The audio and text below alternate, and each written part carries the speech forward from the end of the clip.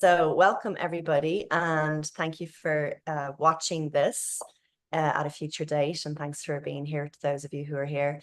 And we are going to today have a chat with my brother, David Mullins. David Justin Mullins, actually. That Justin is very important because I wanted him to be called Justin. I'm a few years older than David. He's the sensible one. And today we thought it would be great as part of the cascading events to have a chat with David about his experience of embedding and thinking and leading through values in his experience as an athlete, and then also his experience in the workplace, managing people and various other stakeholders. And David has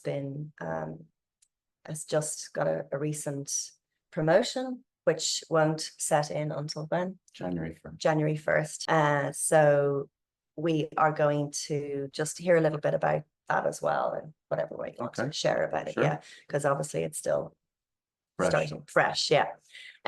Okay, so I'm going to start with my questions just to get us going, and then, as I say, everyone who's here, jump in if you want to at any point, and we'll have questions at the end.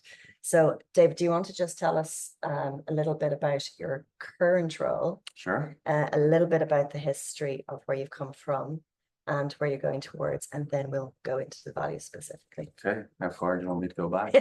Go back to our early days together. You're good at being Shankill. Yeah, go back to then. No, don't. Yeah. So my current role, I'm the Chief Operating Officer at the Intercollegiate Tennis Association. So we're the governing body and coaches association of college tennis here in America. So there's 7 divisions of college tennis. Some of you might be familiar with American football, basketball. There's multiple sports at the NCAA division level. You might have heard of the NCAA, you may have not, especially in Ireland. But college athletics here are quite different to how they are in the rest of the world. They're quite professionalized. A lot of money is flowing through the sports here. There's actually a lot of disruption in the industry right now, with athletes moving away from the amateurism model to more of a professional model. So these athletes not only will be receiving scholarships, but some of them are now the top football players, or American football players are receiving anywhere, we're hearing different numbers, $500,000 to $1 million per year in kind of a, I'm not allowed to call it salary. They're using their name, image, and likeness to profit basically from it, whereas before the university or the NCAA profited from it. So I won't get into that. There's a lot of lawsuits, all the rest of it. But I'm the Chief Operating Officer. Celine referenced that I'm recently got a promotion. So starting January 1st, I'll be the Chief Executive Officer. Relatively small company, have 13, 14 employees, have different consultants coming in at different times of the year, or depending on what our strategic initiatives are. But yeah, prior to that, how I landed here, I was a college tennis coach for 12 years at 3 different universities: DePaul University, Northwestern University, both in Chicago, and then the University of Oklahoma. And prior to that, I keep going back, is I guess how I got into this initially was I was a top tennis player in Ireland, junior tennis player. Received a scholarship to come over to America and play in the system now that I'm currently, I guess, overseeing, and fell in love with it.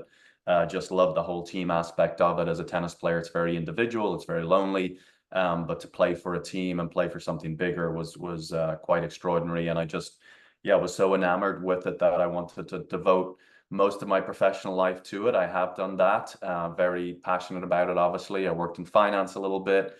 I've worked in different sectors of the tennis industry, but I've really found my niche, and I think my combination kind of in working in different organizations, plus my time as a tennis coach, a college tennis coach, allows me to relate very well to our key stakeholders, who are coaches. So we have about 3,000 coaches who are members of the ITA. So a lot of my job is building relationships with them and trying to manage change and trying to get them to adopt changes and be part of that process as well. So that's a quick summary as to where I've been and where I am right now. Perfect. Okay, thank you for that. And so we wanted to start with just like really honing into the values. So could you tell us a little bit about maybe the top 2 or 3 values that you look to live, excuse me, in life and in work? Yeah, courage is definitely top of my list, and I don't mean that in kind of I don't know, a macho sense. I'm not going to war. I'm not, there's I have live a very privileged life, but it's courage to make the hard decisions, to have the hard conversations, things that we really want to avoid, I want to avoid, and I just have to remember that my top value is courage.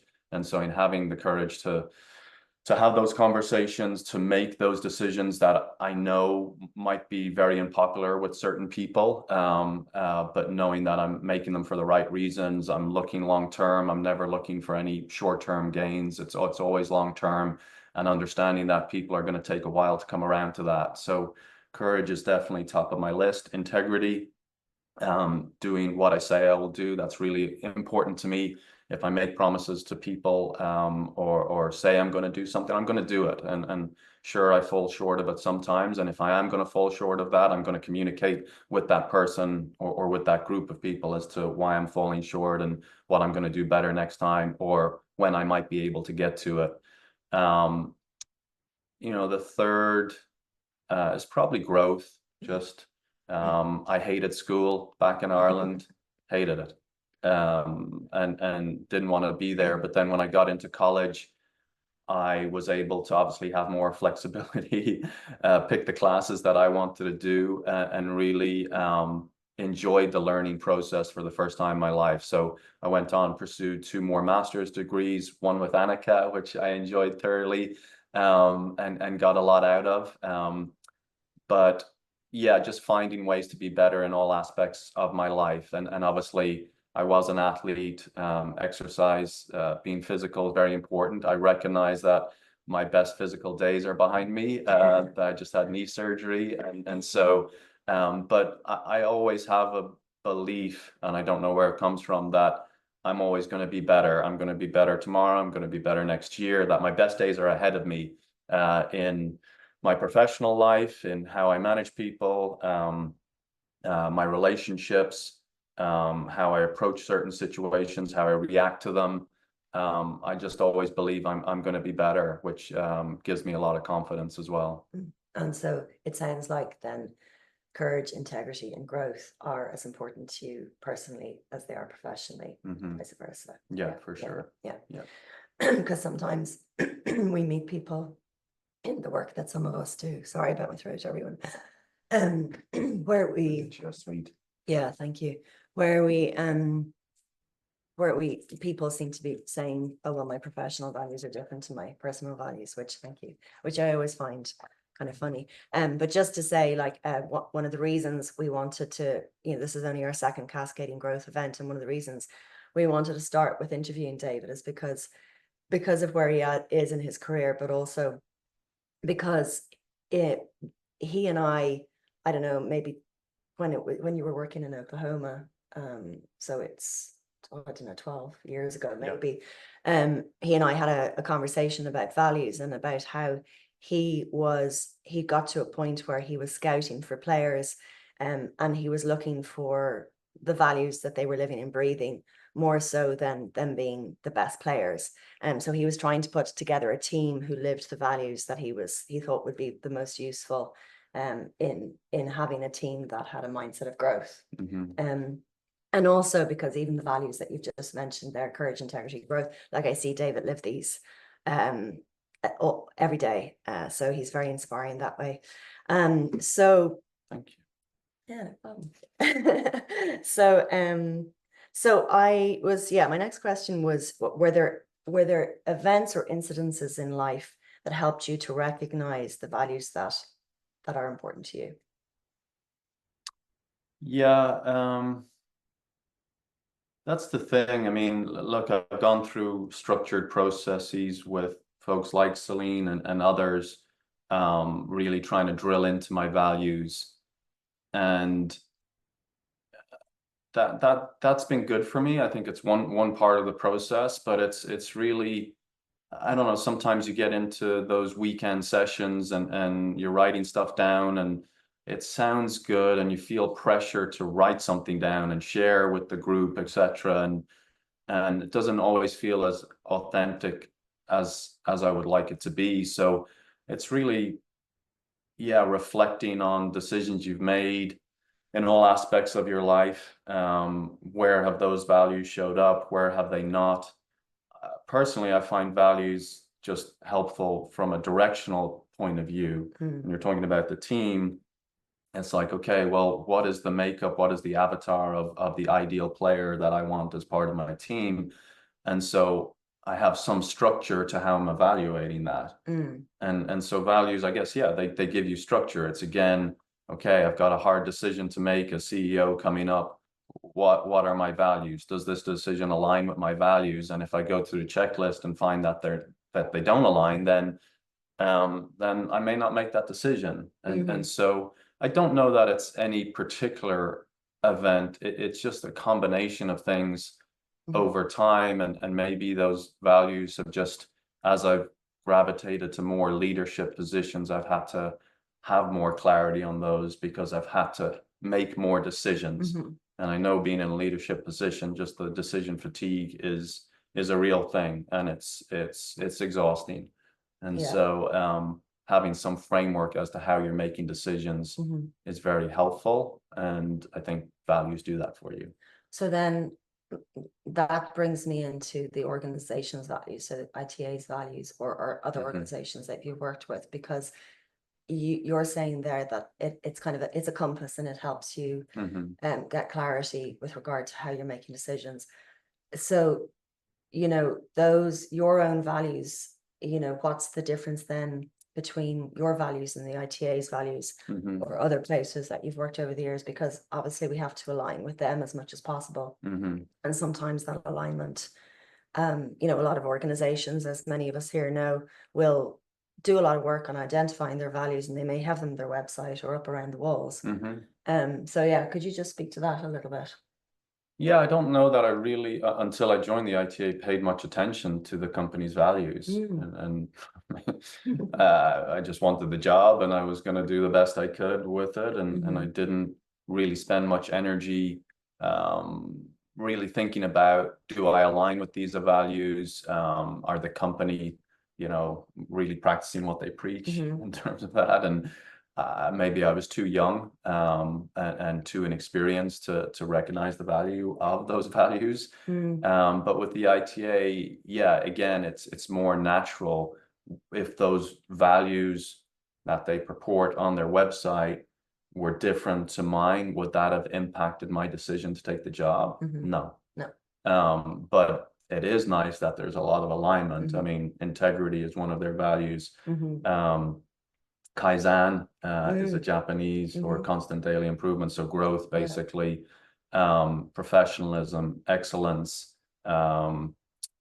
grit, so resilience. So those are the values of the ITA that align. I'm all about that, and I feel like I exhibit those, and so it's a very natural fit. And that's why I'm so happy in my current position, probably. Yeah, I'd say so. Yeah. And then, so is that 5 values the ITA has? Yeah. Or is there 6? Equity is the 6th one. Yeah. So, and then do you ever, because the way, like, you're talking about making decisions, and the values help us to make the decisions. And so, and sometimes when an organization has a list of 5 or 6 values, a particular decision may help us to live towards one value, but it may be taking us away from the other. So when there's 5 or 6 as a list, so have you ever, like, just even reflecting on now, have there been decisions that you've had to make in this role, or since you joined the ITA, where you thought, well, yeah, this decision is aligned with that value, but it's not necessarily aligned with that value? No, unfortunately, I haven't come across that. We have an amazing board of directors, really good, practical, down-to-earth people who are very competent, very accomplished, would never put us in a challenging situation where our values might be questioned.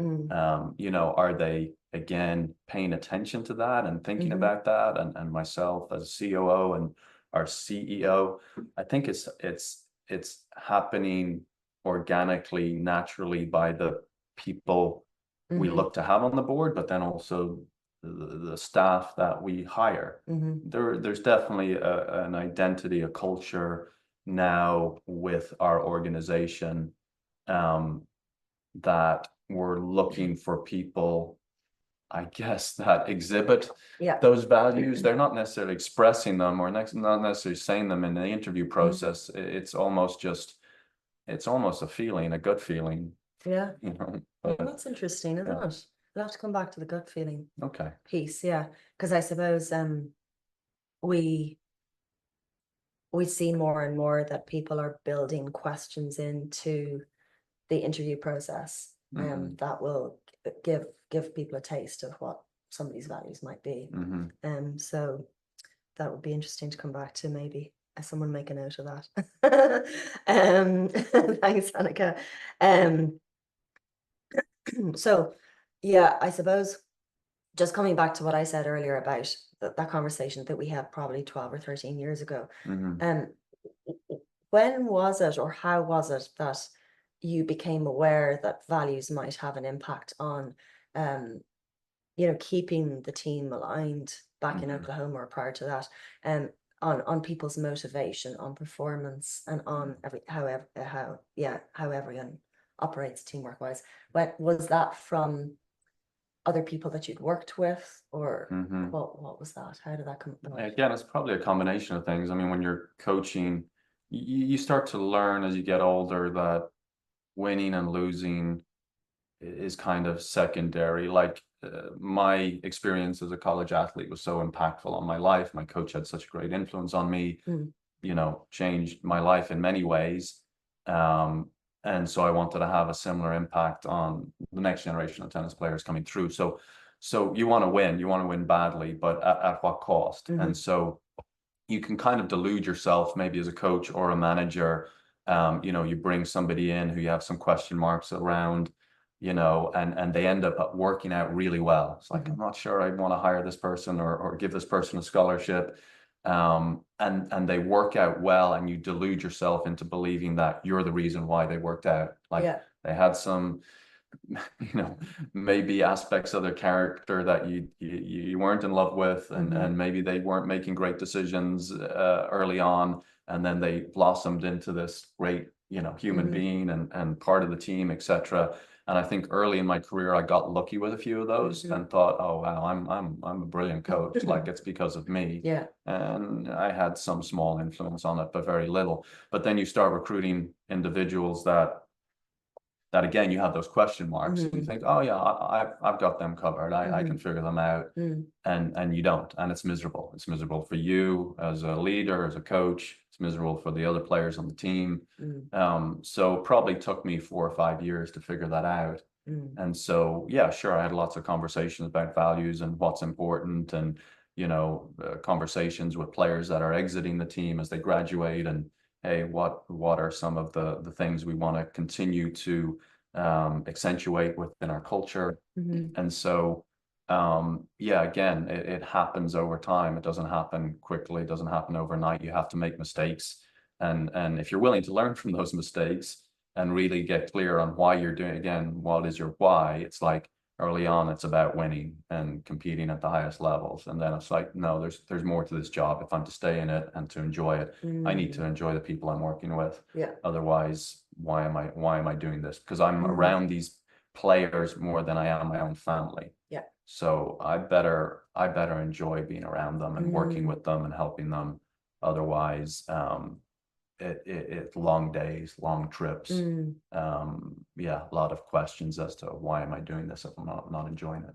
So your values, actually living the values and helping the players to align in and through values, actually has created sustainability for you as a coach in the past, you as a leader currently, and for them as a team, to a certain extent. Yeah. I mean, look, if you recruit players with similar values as yourself, that are good people, that want to work hard, want to be better, then your job as a coach is much easier. Now you can focus, you can go to the next level in terms of working on their games, working on their fitness, nutrition, whatever it is. It's like you've got all these other things covered. So now we can actually do the real work on making you the best tennis player, person, athlete, member of society that you can be. Because you're just starting at this baseline level, rather than wasting all this, not wasting, that's the wrong word, but spending time on players that are selfish, you know, just focused on their own needs, not interested in what's in the best interest of the team, you know, don't really want to work hard, you know, feel somewhat entitled. That's a lot of work and not fun for any coach or leader. No. And do you think just specifically around motivating people, motivating others around their day-to-day, and also in change, how have you ever like kind of consciously used values, as in helping other people align with their values to motivate them, you know, like where you have those conversations? Yeah. I mean, you definitely, when you're having those hard conversations and trying to get, especially when you're working with a younger population, I mean, at the time I was coaching, it's 18, you know, maybe 17 to 23, 24-year-olds, depending what part of the world they're coming from and their school system, etc. But yeah, I mean, look, you're trying to ask them, you're trying to elicit from them what's important to them, what do they believe are their values, how might I help them accomplish that, how might I go about pointing out to them when they're not living their values. So again, it's more organic conversations, and it's a lot of conversations. It's a lot of communication that's happening almost all of the time, literally on a daily basis. But that is what's required. And so yeah, it's not really sitting down and again going, hey, let me list out your values. These are the values of our program. These don't align, maybe reconsider this. It's not that formal. It's just what's important to them. It's getting them to reflect upon it and continuing to point out to them when they're not living up to what they say they want to do or want to be. Yeah. No, I find this piece really interesting because a lot of the managers that at all levels that I coach and or programs that we run, there's a lot of resistance to even having those conversations. Right. You know, and I always find that really, really incredible because, you know, you're kind of missing a trick with helping people motivate themselves, you know, like develop that intrinsic motivation. So maybe that's something we can come back to as well. What was the other thing? Oh yeah, I was wondering then, during your career to date, have there been any organizations or sectors that you've worked in that felt like, because you've worked in a few different sectors now in essence, that didn't feel like they aligned to who you are and how you want to show up in any way? Don't think it's the organization's fault. I think it's individuals within the organization. And I guess that's a failure in leadership, right? Because there's individuals that they have hired to do a specific job, and they might have a certain skill set that they're excellent in, and maybe they've just been brought in to do that job, but without the long-term thinking. Like somebody needs to be brought in to, you know, eliminate 20% of the staff, and they're excellent at that. They've done it before. They know how to do it, avoid any legal issues, etc. But now that person's in place and they were hired to get rid of 20% of the staff, but they have no idea on how to manage the other 80%. But you're stuck with them because they've been hired to do this. You know, it's not like, hey, we'll hire you for a year, do this job, and then we'll pay you to leave kind of thing. And that's maybe a silly example, but it's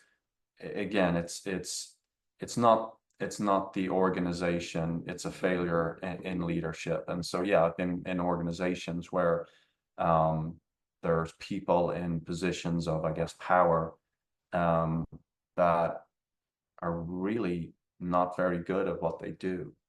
And nobody's perfect, but it's why is this person managing people? They have no clue what they're doing, and they have no interest in it. Yeah. So They're just really good at something, but not at they have this. some good Yeah. technical skills. So Yeah. yeah, I've been around organizations and again, yeah, if they preach certain values but are hiring these people, then yeah, they're going against what they say. And that's the thing, at the end of the day, people will jump over hurdles for performance to get, you know, whether it's increased revenues or share prices, or, you know, we see it every day, people willing to take those shortcuts and maybe hire people that will get them those short-term gains, but in the long term, they're just causing absolute misery for untold numbers of people within the workforce. Yeah. Yeah. I'm sure this is resonating for everyone here. I was just thinking, I have a few more questions that I want to ask David, but I just want to put it out to everybody. Is there anything that David has talked about so far, or any questions you have on your mind to put to David? Because I guess I'm still, I'm just thinking as we're having this conversation that, you know, because of your background as an athlete, there's so much that you've brought into how you operate as a manager, as a leader. So yeah, I'm just curious if anyone else has kind of been, if there's anything else on anyone's mind with that piece, or anything else we've been talking about. So anyone want to jump in? Any comments, thoughts, or questions? I have a thought that I might just, I don't know whether it's a question or if it's a thought. But David, you said, like, so sometimes I suppose values just appear as words on a website, which is sort of similar to how you described it, I guess, when you were first joining the ITA. So I suppose where I see where that goes wrong is as an organization or a group then starts to grow, and it's not so easy for, you know, the one leader or the couple of leaders to handpick people who they know that they align value-wise with. And how that sometimes really goes wrong then is actually the culture of the group, without it ever being intended or even implicitly stated, changes. And it could be because, you know, there's like a toxic superstar in the group, somebody who's there to do that one task. Or maybe it's because there's an external factor that goes on, you know, competition or a pandemic, or leaders don't communicate. Like, I suppose, would you come back to values then in that kind of scenario to, you know, kind of pedal backwards from something's not right here, and I can't quite put my finger on it, and what is it? Yeah, look, I'm very fortunate that I work in a small organization, so it's really easy to get a handle on when the culture is getting away from you, and probably easier than to drag that back into alignment. But yeah, values are definitely one tool that can be used. And I know in Ireland, it's maybe, in America, you can fire people very easily, right? If they're not getting the job done, they're not aligning well with the culture. Not that anybody wants to go through that. I've had to go through that several times, and it's a miserable experience. But in Ireland, that's not as easy. You're kind of stuck with people maybe longer than you would like at times, and how are you going to make that work? And what investment is going to be made into that individual? You know, it's like oftentimes, yeah, that person's toxic, nobody likes the person, but nobody's maybe having those difficult conversations with that individual and pointing things out, and it's sometimes they're just not aware. And so if they're not aware, then what is the organization going to put in place to help that person develop more awareness and try and make a change? And if they can't, or they're not interested in doing that work, then you know, harder conversations have to be had about their future at the organization. But I think it's a combination of things. I think values are probably the starting point.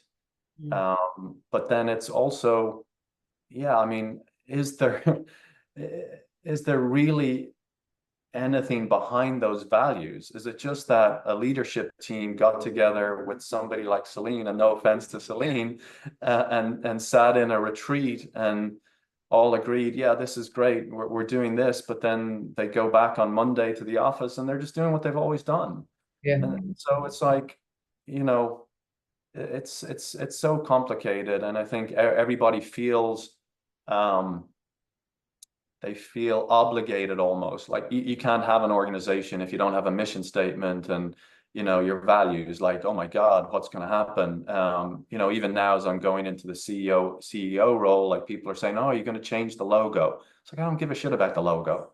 Like, there's so much work to be done. Let's not waste time on these things. You know, do you want to redo the vision statement? No, I don't. I just want to get to work. And maybe at some time we'll reflect upon those things. But it's just, there's a lot of fluff out there, and what really matters. So I prefer an organization say, we don't have any values, or we have one value and we're living by this. I mean, most people can't even name the values. Like, I struggled to name the 6 values, right? I got 5 of them, and then I had to be nudged to get the 6th. You know, and I'm the COO. You know, so I don't know. I just think there's all these things are complicated. They're nuanced. We're all looking for that silver bullet to sort it out. Just people are messy, and so I don't know if that's a good answer. I don't have a good answer, I guess, is what I'm saying. Yeah. I guess it's an honest answer that would probably resonate with all of us here. Yeah, because, you know, we often are, you know, again, you see the values on the website or whatever of some of the organizations we work with, and we've had some experiences recently where we've been asked to come in and coach somebody because they're not at the level that they need to be.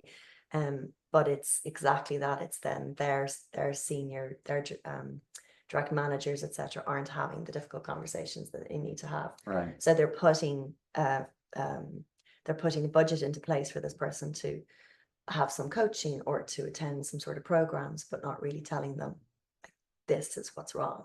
Mm-hmm. You know, not having those hard conversations. And I think, you know, your first value that you mentioned, courage, is so important, and I think it's missing. Mm-hmm. It's missing from the world. Mm-hmm. Courage. I agree. You know, and I suppose developing courage and being brave to have those difficult conversations. It's either you've grown up with that and it's been role modeled to you, but if it hasn't been role modeled to you, where do you learn it? Yeah. You know, so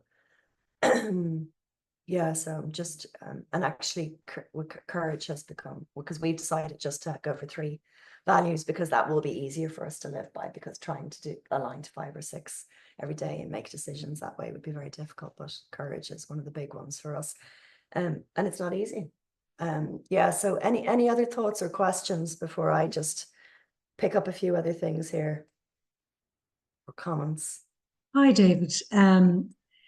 I was really taken by what you were saying at the beginning about sport and how it can be a really lonely place, and you've got to be really passionate. But once you get in with the team, you know, everything happens. And I have a background in professional theatre and acting, and that resonates so deeply with me, that whole sense of being this individual performer and it being a really difficult place, but you having to have that resilience to keep going. And then when you get in working with the team, it's fantastic, and everything comes to play. And the older I am and the more involved I am now with the sort of corporate world, I see there's a real kind of hierarchy of influences almost from, you know, the various different more academic sides of things. But I see things like acting and sport and that as holding really good sort of role modeling in this area around. I mean, everybody uses the word performance. And at the end of the day, once you hit that tennis court or you hit that stage, if you don't perform, then you are out. It's as simple as that. And I'm just wondering how, you know, the kind of more fluffy side of the world, like sport and acting and the culture, if you like, how it can influence in more sort of in a weighty way the kind of world of business and the world of this kind of corporate value system, and just this whole idea of performance and the role you play and all of that. I don't even know what the question is, but I'm really taken by the resonances between what your world and my previous world, if you like. Yeah, and that's great to hear, and I can definitely see the crossover. I hadn't thought about it in that way, but absolutely there is, and and that's one of America has many flaws, but one of the things I do love about America is the role of sport, the understanding. Like, organizations here actively look for people with a sports background, and specifically at the college level. If you were a student athlete playing at the highest levels of college athletics, you've demonstrated a level of excellence beyond what most people are, not that they're capable of doing, they just maybe haven't had the opportunities, etc., the interest. And so there's definitely a recognition of that in this country, which I appreciate, which living back in Europe, I didn't really sense that. But there's so many lessons that you do learn as a performer, as an athlete. And one of those is resilience, right? I mean, resilience, you're getting knocked down all the time, you're losing matches, you're not getting roles, you're not performing on the stage, etc. And you keep coming back for more, despite how grueling and heartbreaking it can be. So you've learned resilience, the teamwork aspect of it. You know, you're probably better suited to working within a team and understanding that if you want to be successful, you have to bring your teammates along with you. And you have to have those difficult conversations if somebody's not picking up the slack. So those are two areas. I mean, there's more time management, things like that. There's more that we could get into. But yeah, I don't know why that hasn't resonated more in Europe as it has as much here. Maybe because they don't have the kind of the professionalized high level college athletics. So, you know, if you're looking somebody with an engineering degree from UCD, they probably haven't also performed in a sport at a high level. Maybe they have, but it's unlikely. Whereas here, there's thousands of student athletes performing in all these different sports, also pursuing high academics, etc. And so maybe that's part of it. But yeah, I mean, I think corporations would be well served getting more perspectives from folks who have operated in that world, and yeah, where are the lessons? How do you apply them? The other thing with sports is you take yourself to places that you didn't think were possible. You know, you're pushing your body to a level that you didn't think your body could be pushed to. And again, that creates a lot of confidence, like, wow, I'm capable of more than I ever thought I was, kind of thing. And that's a tough lesson to instill in people that haven't had that exposure to it for whatever reason. It's not necessarily their fault. They just haven't had the exposure to it. So yeah, there's definitely a lot of crossover, and I know for us, we look to try and hire people that have had that background. Thanks. Yeah. Thanks, Jen. Yeah. Yeah, anything on anyone else's mind?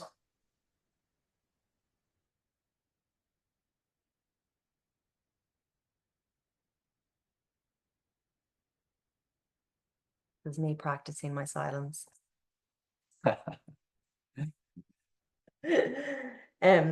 well, I'll jump in. And jump in if there's anything else on your minds. What was the other thing I wanted to ask you was, yeah, I mean, I think you've kind of answered this, but is there any, you know, like just coming back to that difference between maybe business and sports, but also then business in maybe different countries. I mean, you would just have that comparison of Ireland versus USA. Do you think there are any differences to leading through values between, say, in sport and business, or is it all one and the same? I'd have to give that some thought, but I mean, sport is sometimes in sport the objective is clear, right? Yeah. You're either winning or you're losing. It's very binary. Yeah. Where in business, it's so much more nuanced. Yeah, you have goals, you have targets, but how you're going to get there can be a really long and winding, challenging road, and you may never get there. And so again, I could argue in different ways with the values. I mean, in identifying pieces of that puzzle, whether it's the athletes to compete on the team or whether it's staff members within an organization, I think values can be very helpful. I think, as we talked about, values can be very helpful in getting you back on track in terms of when the culture is getting away from you. They can be important in making personnel decisions in terms of either moving somebody to a different position or department, or maybe unfortunately having to ask them to leave the organization. So again, it has a role, it has a place, but it's not the be all and end all. Yeah. In sports or in business. Yeah, yeah. And so can we just come back to the that gut feeling that you said that you have? Do you think that has developed from experience over the years?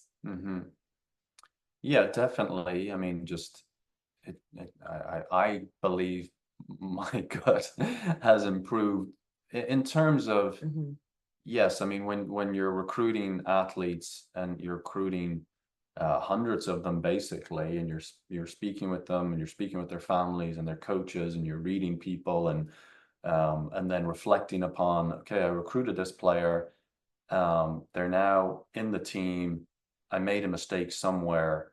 Where was that mistake made? Like, which signals did I not pick up on? Where was I fooled? And how was I fooled? And then probably same, within the hiring process. Again, it's having gone through that process so many times, interacting with so many people, having a sense of who they are. You know, at the end of the day, I want to work with good people, like considerate people. And I think you just have a sense of that. You know, some people come across very, very slick or inauthentic. Like, our staff is so authentic. Like, they're really good people. Like, it's such a pleasure, and they don't take themselves too seriously either. Like, it's like they're just nice, good people that want to do a good job. Yeah, we get frustrated sometimes, we don't always agree, but at the end of the day, it's a really nice environment to work in, and that doesn't happen everywhere. Yeah, so it's like, how do you going forward then as CEO, I've been very involved in the hiring process, but I'll be the ultimate decision maker. So how do I identify, am I bringing somebody in that they could be a superstar? I'm not going to bring them into the organization. I don't care what they've accomplished. If I don't feel like they're an authentic, good person doing it for the right reasons, I'm just not going to hire them. Yeah. And so it sounds like a big part of your process of honing your gut, shall we say, has been reflecting on what worked and what didn't work. Absolutely. Yeah. So that's I think you're probably naturally very reflective. Is that actually, are you naturally reflective, or do you think you had to learn and hone that? Because as an adult, you've been very reflective, but as a child, he was a brat. Who wasn't? Yeah, I don't know. I mean, I guess it starts with myself, right? I feel like I'm quite self-aware, maybe too hard on myself sometimes. But at least I have an awareness, even when I'm being too hard on I know I am, which is nice. But yeah, that's evolved over time. But it's those interactions when you've had to interact, when you're so reliant on your job is basically based on, are you bringing in the right people into your organization or your team? You have to get really good at that, because if you surround yourself with the wrong people, then you're not going to be successful. I can't do it all. Nobody can. And at the same time, we've all worked with leaders who don't seem very self-aware to us. Oh my God, yeah. So have you any tips on how to help leaders who aren't very self-aware to become more self-aware, because you've really honed your... I don't think I do. I mean, this is what you're signing up for. I mean, it's like, that's why I've always been clear on. It's like, I've been hired to do a job. maybe I didn't know fully what I was getting into with the person that is leading me or managing me. And then once I'm in there, just, I don't know, ethically, I'm just like, look, somebody above them has hired them to do a job. Yeah. They have competency somewhere. Either I'm going to accept their flaws and their strengths and work with them and find ways to work with them and pick my moments. Like, I'll be very intentional about when I am going to push back, even though they are very defensive, they're not able to take any criticism, like pick my moment as to when that's going to be, what kind of mood they're in, what else is going on within the organization, how has my relationship been with them recently. But if it's not working, I'm not going to the person above them and saying, hey, so-and-so is this, that, and the other, unless they're doing something unethical. Yeah. But if they're not, they're just not very good at their job. Well, I'm leaving the organization. I just don't. Other people might feel that's just my own personal view of it. Yeah. So, but it's hard. It's not. There's no. Yeah. Again, it's rude. People are difficult, and when you're answering to them, and they're clueless about certain things, but you're also clueless about certain things, and you may not have all the context. You may not have all the reasons why, and they may not be able to share certain things with you and be as transparent as you'd like because they're under pressure. You got to look at it from so many different angles. Yeah, there's always more than meets the eye. Yes. So I suppose, I just want to see if there's any other thoughts or questions or comments from anyone else. I just had one final piece on my mind, which I'll just go for, but anyone jump in as well. I just had a quick question. We spoke in our last event, David, briefly about the idea of like small, very simple, highly, easy to repeat habits that help to integrate values into our daily lives. And I was curious if there was anything that you do like that, that's just sort of simple and but easily repeatable, that you feel kind of keeps you aligned to your values of courage, integrity, and growth. Yeah, probably the growth piece, Annika, is I don't know, that's maybe easier to integrate into daily life and just have I learned something today? I mean, I read a lot, so I've got books all around the place, half read. I'll pick something up and put it down and come back to it a couple of weeks later and read a few more pages. But am I learning something every day? What am I doing to take care of my mental health? What am I doing to take care of my physical health? How am I growing in that aspect? I think that's easier to control. So I'm pretty disciplined with getting up and doing my workouts, and I've kind of taken a break the last few years from meditation. He's a machine. Because I've been so happy. And now I've put my life away for this CEO role, and I'm starting to feel more pressure again. And so I've returned to meditation and found that very helpful and something that has had a huge impact on me. And I don't know why I got away from it, but so the growth one is easier for me, just to build in those daily habits. The integrity piece is again, just from a family perspective, maybe that comes into play. I've got 2 teenage boys who are great, and life is easy, but there's certain things that I want to exhibit for them and model for them. That's really important, so it's easier to stay on track there.